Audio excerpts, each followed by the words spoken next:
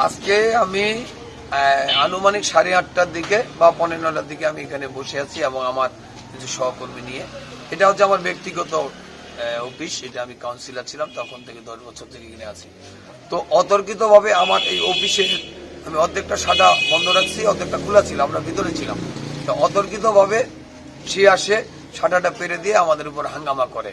এই মানে পৌর জামাতের সেক্রেটারি এবং আমাদের তারেক রহমান বিএনপি চেয়ারম্যান যিনি, তিনার ছবি ভাঙচুর করে।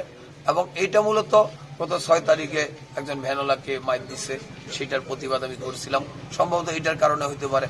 আবার 11 তারিখেও সে আমাকে ওখানে হুমকি দেয় যে বেটাকে আমি 13 তারিখে দেখে নিব। তা আমি মনে হচ্ছে যে ওই 13 তারিখে যে দেখে নিব, ওইটারই সূত্রপাতে আজকে সে অতর্কিতভাবে আমার উপর হাঙ্গামা করছে আর কি।